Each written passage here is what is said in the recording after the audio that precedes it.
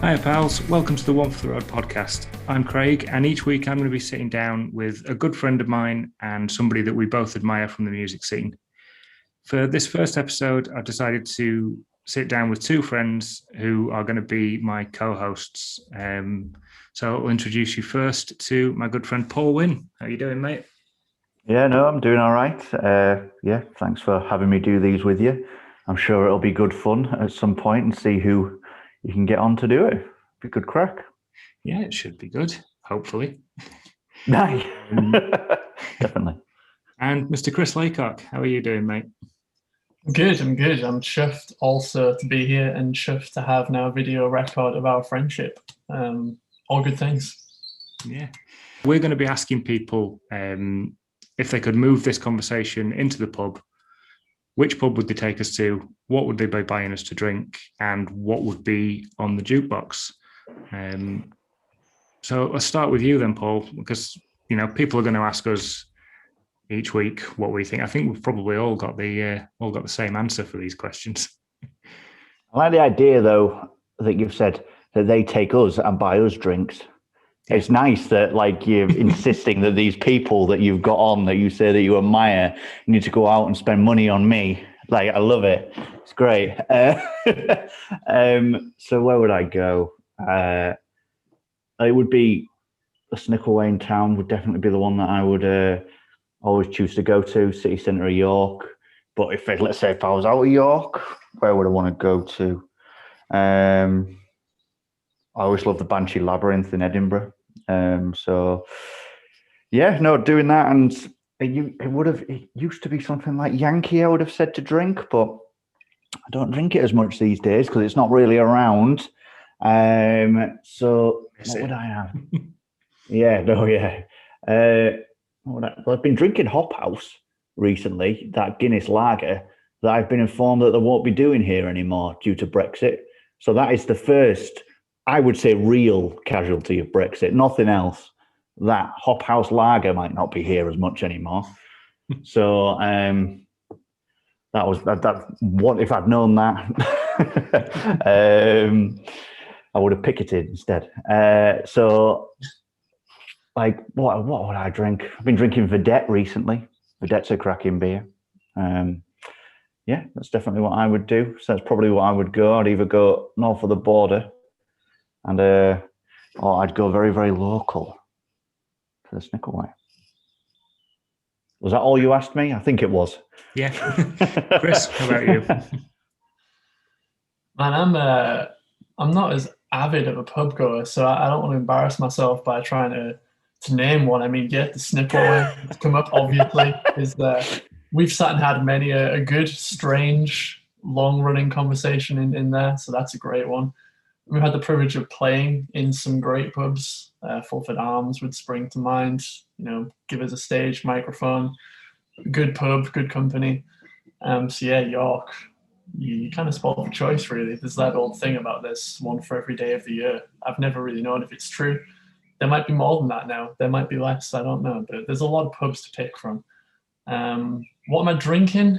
Well, I enjoy a bit of a soft drink, but I've been known to dabble in the harder stuff.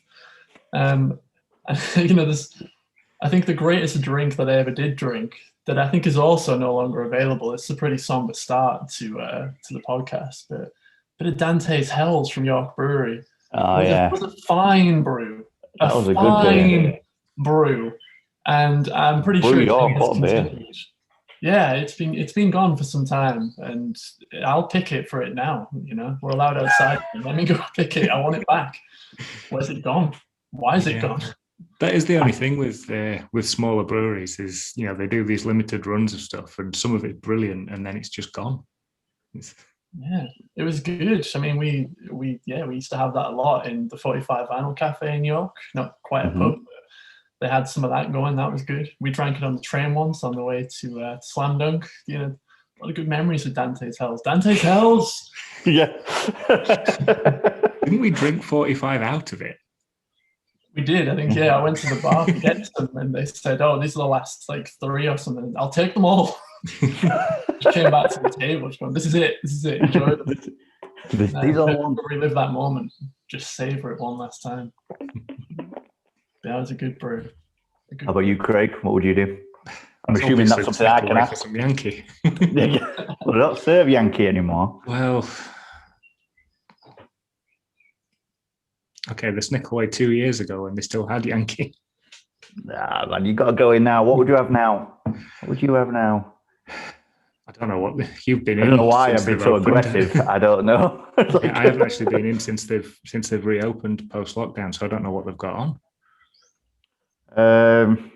I don't really drink much of the ales now. I think they're getting Mad Goose back in, the Purity one, which is supposed to be gone vegan. That's gone vegan now. Yeah, no. Well, you'll have to get down, man. You have to get out of Selby. Go somewhere good. Go somewhere clean living. Nice to be. Yeah, there's not many desirable beer gardens in Selby. Or due to the smog. It's just a grim place. Like, it's just really grim. It's not. Like, the drive in when you pass those beaten down Hovis factories and things like that, it's just depressing. Is that what that was? I've never known that's what that was. It was a factory. I don't know if it was. I know Hovis is there now, I think. I don't know if it was. It's just the vast wasteland next to it, isn't it? That's the issue. There's the vast. Yeah, no. The factory there's nothing wrong with that. It's the vast wasteland, as you say, that you get before it. I think it just gives me bad memories of. I played Sunday League football as a kid, and you had to come from nice York. Sometimes you had to play teams in Selby, and they were always just awful. Like, just awful. Like that drive, and it was always raining. And then some parent would be shouting at you because that's what you do to 13-year-olds. You shout at them because they're on a football pitch against your dear boy. It was, just grim. And it was always worse in Selby. So, yeah, move, Craig. I like it here. Your house is lovely. I love your house. Just the people. The music venue still in Selby. I can't remember what it was called now. It was right on like the front as you came in. You came over the bridge and went left, and then there was the venue. Yeah, it's not there. Is it not there? No. There was the Riverside, which is now a cocktail bar, I think, and then there was a bigger venue next to it called the Venue, and that's now a car park. That probably really helped when I was trying to describe what was that the venue that was in Selby. The venue, yeah, the venue was. I could have really spiraled. I love the fact that that is such a shit example of very good example, but shows how shit the situation is now with music venues and things like that, like grassroots stuff. They're the one in Selby is gone, and what is it now? A car park. It's not turned into something else of note. It is two of the walls are still car park for teenagers to hang out in. Yeah, some of the walls are still standing. They're basically taken the roof off, knocked the front wall down, and then you can drive into it now. Really? That's such a Selby thing to do. To not even knock the whole thing down. Is there actual parking bays, or is it just a free for all? Do what you want. There are bays, yeah, but. But yeah, the walls are still there. You think? Well, you bought it to park. Why would you know, Adam? So weird. What are we going to do with this now? I tell you what, take that door off, take the roof off, and bam, you're in a car park. Pay you later. Just that area could fit a Corsa in it perfectly. That's where we're going to make our money. Oh man, terrible. There's nice people in Selby, though. We know some good people in Selby. Some good people, yes. And obviously, I'm being harsh on a town that's unfortunately been downtrodden in the north due to the industry that's gone. But it's just not nice to look at. Yeah, that's fair. So anyway, moving on from It's fair. alienating a town full of potential listeners. So yeah, obviously there's been no gigs for quite a long time because all the venues have been turned into car parks. Aye. I mean, have you got any plans? Obviously, a couple of months and things will start to be opening up. Have you got any plans to go to see anything? I mean, hopefully, as in saying, hopefully we get through the roadmap and things, and we're able to the things that are booked in, able to go to, like Slam Dunk. But I'm hopefully, like the one that's later in the year that hopefully can get tickets for, if it's still got tickets, is the Offspring. Tickets for that. Yeah, First Direct. It's just a band I've never seen. I don't really listen to them now, well, at all. But it was just one of them, like, bucket list bands that I obviously really, really loved. I mean, I bought just goes in record shop, and I bought like Conspiracy of One the other day, which that is the one that came out. I would say it was the right time with the age that I was. So I was probably about 12 or something like that when that came out. So that's the one, even though like probably a lot of things like Americana and stuff like that, or like Smash. But I just have a really soft spot for that record. So it would be really good to, again, as I'm saying, like a tick box to go see that band. I remember having remember going to Our Price and buying the CD single of Pretty Fly for a White Guy when it came out in 1999. Wow. Jesus Christ. Yeah. I'm the same as you, Paul. Conspiracy of One was my way into the Offspring. Like, we used to go out with little Walkman disc players stuffed into like the front pocket you got on your hoodies. So I had my Biscuit hoodie on, and I'd stuff in my Walkman, and I'd have a Limp Bizkit CD, and one of my friends had a Blink CD, and someone had a Offspring Conspiracy of One in. So that was the one that I heard. So now, if I'm going to put on an Offspring album, I'd put Conspiracy of One. And there's some Offspring purists who are like, no, Americana, Ixnay on the Hombre, Smash. I'm like, Conspiracy of One. But it's just nostalgia, isn't it? Where did you? I don't think Smash is a great album. It's not. Tell you the truth, it's not an album I've given loads and loads of time to, because as I'm saying, it was those ones that I was interested in at the time, because they were the ones that came out when I was obviously listening to it, and then things developed and I moved on to other stuff. I was just going to actually ask, like, so the fashion obviously was that you basically had I remember having an Offspring hoodie with like Offspring on the front, like big black one, and lots of things in York. Like, used to get that from like Track Records when that used to be in York, and that's where you used to go down the back of the shop, and he basically just buy oversized T-shirts and oversized hoodies. Was there places like that you guys used to go in, like Darlington and Worksop, or was York ahead of the curve for the been a bit of a bigger place? There wasn't really anything in Worksop. I'm not surprised. No, we had one in Darlington. I was just called Guru. It's still there. So I think downstairs it sold like cards and candles, quite party stuff, fancy dress stuff. Then if you went upstairs, it had like your Doc Marten boots, your baggy jeans, your chains, the patches to put on your jeans, the hoodies, the t-shirt. It was all in there.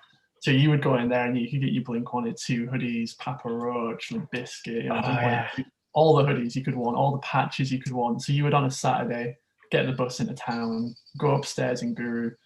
I mean, years later, there was a short-lived skate shop that did some of the baggy jeans and stuff, but it came and went. But the Guru is still there. Whether all that stuff is still upstairs, I've not been in. But you got to go check it out, man, to see if it is. I will. Next time I'm in Darlington, I'll have to go upstairs in Guru and see if I can buy myself like the leftover stock of like a take off your pants and jacket Blink-182. Yeah. See if they've just got see if it's got exactly the same stuff in it. That would be brilliant. There were always the sort of shops that you could smell incense from about 3 streets away as well. Yes. Yeah. Exactly that is Guru. Just described it. Yeah, well, we had Cactus, and it's still there. Cactus Trading Post on Gillygate is one of the ones that you had that in. Yeah, and you would go and buy like the badges and the patches, but it'd just be a shop that was like on the hoodies and things. A shop just like a glass cabinet, so like bongs in it and stuff like that. It was just so, all like as well, like they just have like the tourist football or something like that, England or York or something. Yeah, just definitely, man. No, it's things don't change clearly that much between these towns. Maybe they do in the south, but not in the north. We'll clash you as the north, Craig. Thanks. Very kind. Even though you're in Nottinghamshire. Yeah. So, have you got any gigs booked, Chris? No. Well, I think if things were to have opened sooner, I think I would have been seeing Bowling for Soup as soon as this week. I think they were due to play somewhere in this country, but obviously that's been delayed. Yeah, they were doing the Seaside tour, weren't they? Yeah, I was about to say Scarborough, but then I kind of backed out and thought, no, they sure were. it wasn't. Yeah, it was Scarborough Spa. It must have been Scarborough.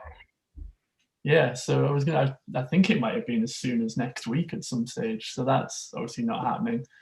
And I don't know. I don't think anything else is booked in. I've been pretty cautious about booking anything just to see what happens. But now you've mentioned Offspring, I'm kind of like, oh yeah, they're kind of a bucket list band as well. I haven't seen them before.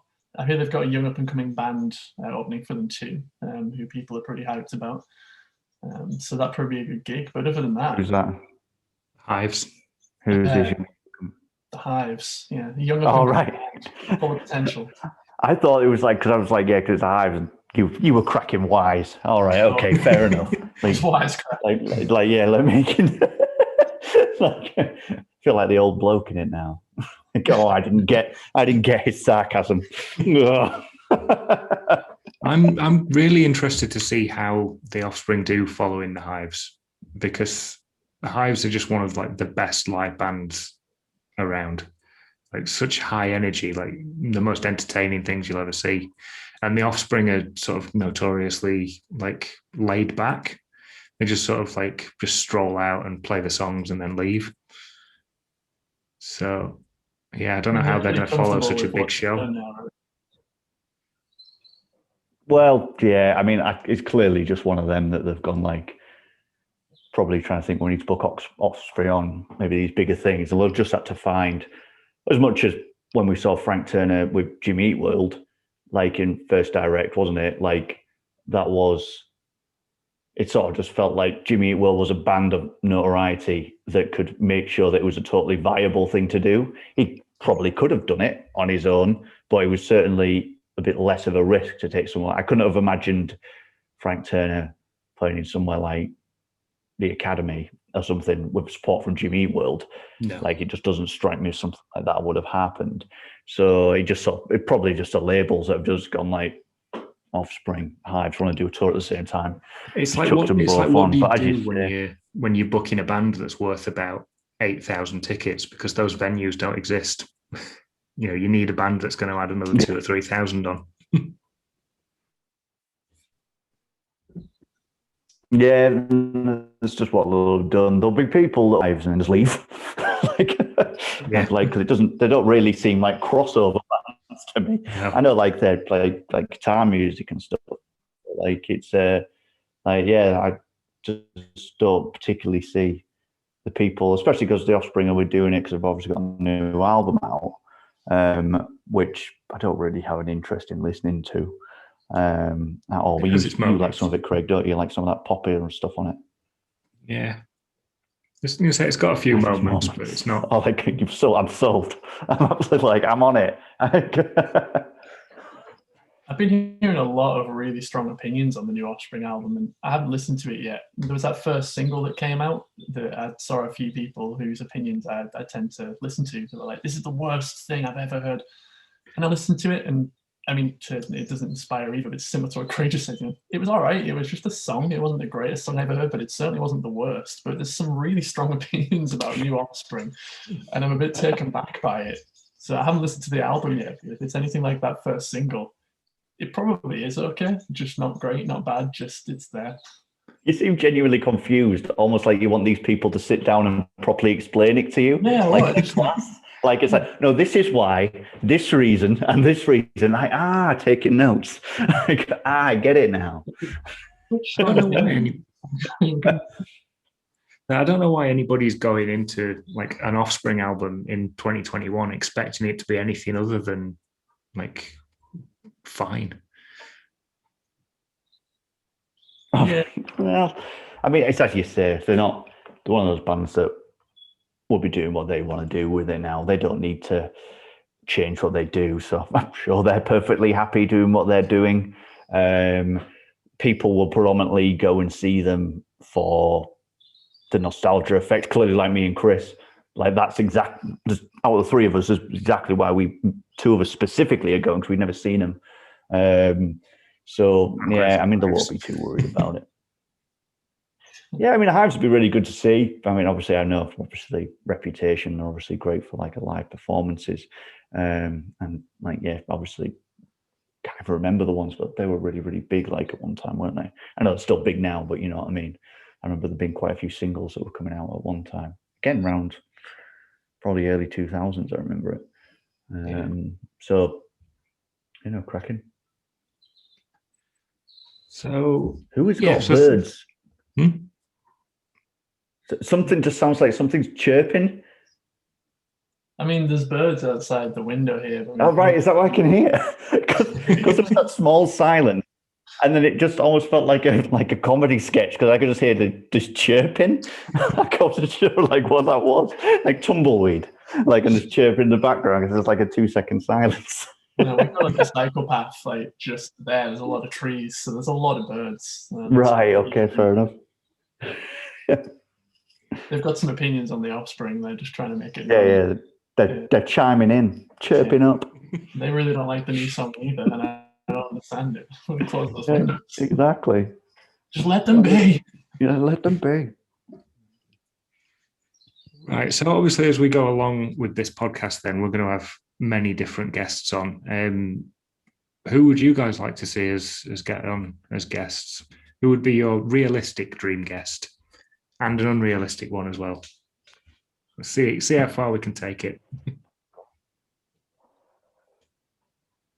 Is he saying realistic and unrealistic? Yeah. And let's make the realistic ones happen first, and then who knows from there. The unrealistic one could be like someone's dead. Something like that. Yeah. Love Freddie Mercury. Do you reckon you can get him? So a realistic one.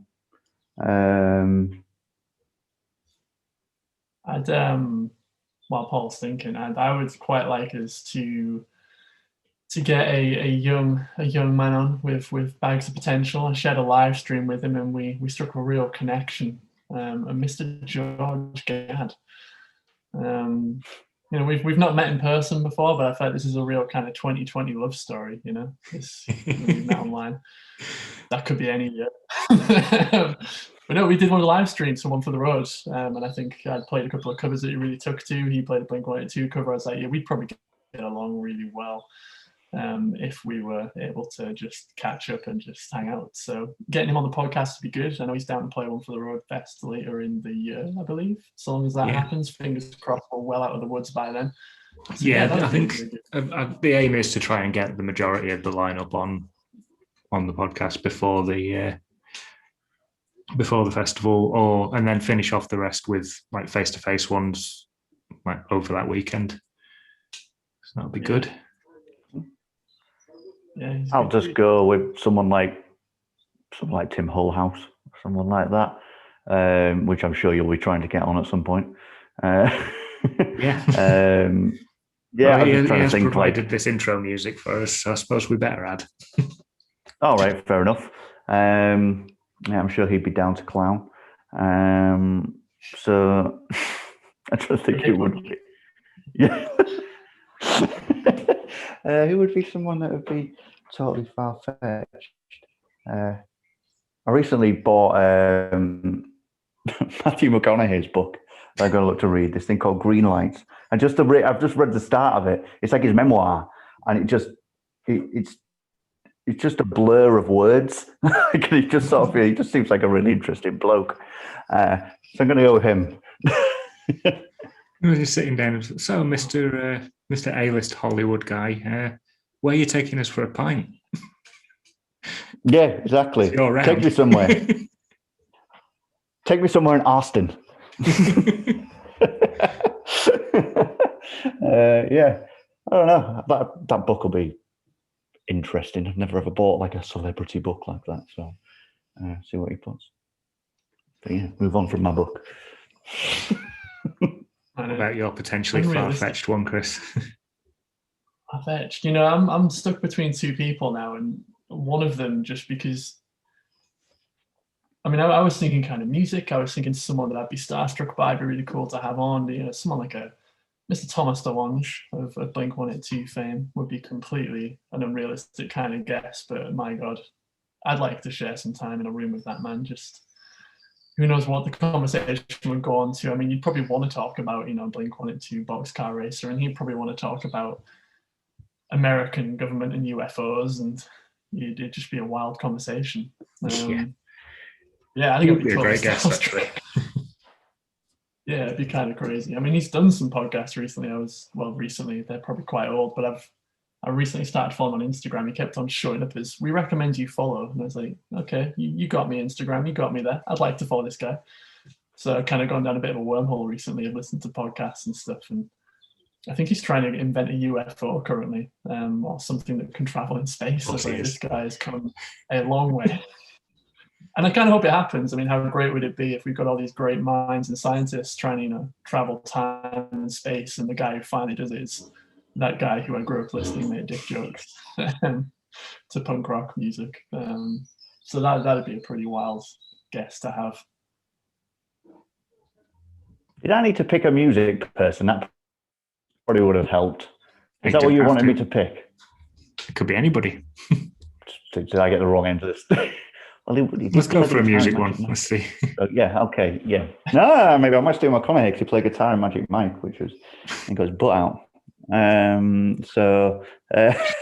Who would be a music one?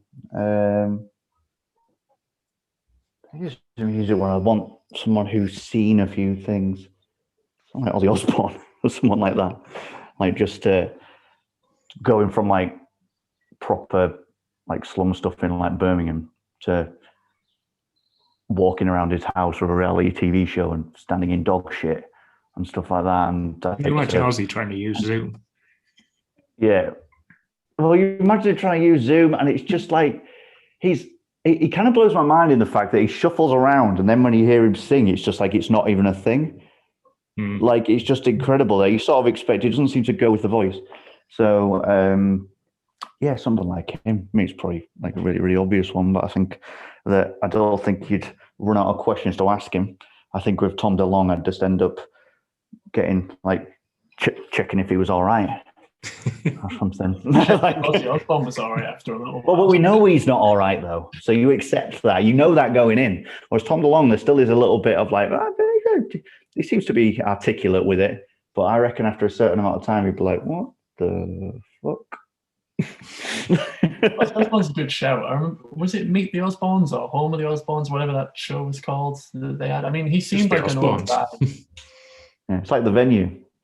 Yeah. The Osbournes. Yeah. What was that show called? The one with the Osbournes. The Osbournes. Yeah, the Osbournes. You are overthinking it, Chris, basically. Just go with your gut instinct. Yeah, we've been in that TV room going, it's called the Osbournes. No, you're simplifying this. Meet the Osbournes. With the Osbournes. Who are the Osbournes? Yeah, man, he seemed old in that show, and that's probably at least a decade, if not more old now. God, I can't, that one's very old now, isn't it?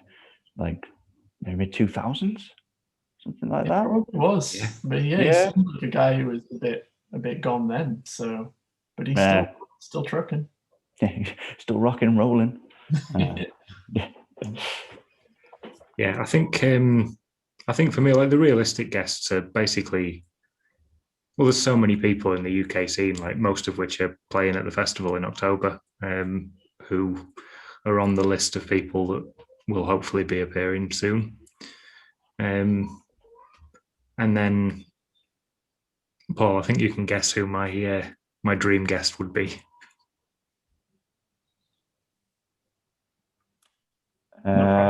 No pressure. Just insane. Yeah. There you go. Yeah, well, any of the guys from Anti-Flag would be like just amazing to get on at some point. Well, the Chris 2 guy is the one that you like dress like. You choose to like. Sometimes I've seen you. I'm just like, get you a bass with that. Just want to know. He definitely can't come on now. You have to show him this. Completely ruined it for you. Yeah, no, I would imagine that. Get Matty Lewis now that he's left Zebrahead. Yeah. You There's something weird going on there. Questions. Yeah, why is he going off to do his country music or something? Yeah. That's a bizarrely common path for people who leave pop punk bands, isn't it? I think they all got like country careers. No. Yeah, very strange. Very, very strange. Go for a band like Zebra. And it's just always the singer that leaves there. Really is. I know one guitarist has left and stuff, but it seems to be a core of them. But they seem to suggest obviously it would have been a group message. Didn't seem the way it was sort of written that they'd gone like, oh, Matty told us in a group message that he doesn't want to be a band or something. Was that what I think that's what it was? Or something? Yeah, it was. He just texted them saying I'm leaving Zebrahead, which is it's just weird. It just seems strange, but who are we to give a shit about what he does? Yeah, I'll follow his country career. see what happens there. I'm sure he'll have a good time. I'm ready for the country version of Hello Tomorrow. That's what my Spotify's missing. Yeah, of a banjo. Yeah, just a whole range. I'll take one of those jugs. Whatever they got. Hear it. Like to us, being English, like it's just like they're all just set out by a barn. Like it's all just like they're all just in dungarees and straw out of their mouth. That's all we understand. Keith Urban's not real. Well, in the new video that Matty's just put out, he's got like a little fold-up deck chair on the back of a truck with a little cooler full of cores. He's got his cowboy hat and his plaid shirt. It's just he's all in. He is all in. He's leaning into it, isn't he? So I'm sure that'll be shit. And on the next podcast, we review the first Matty release. I think that's probably a good place to end then. Fair enough. Yeah, that's so we'll just see where this goes in the coming weeks. It'll be me and most likely one or both of you two, and hopefully some really cool guests. So, absolutely, can't wait. Been a pleasure. Like and subscribe and follow and whatever else you do with podcasts on whatever app you're listening or watching on. You're going to put those buttons around us somewhere and go like, subscribe. Yeah, exactly. You've got to know in advance. You're going to have to do that next time. Somewhere over there. Yeah, exactly. Cracking.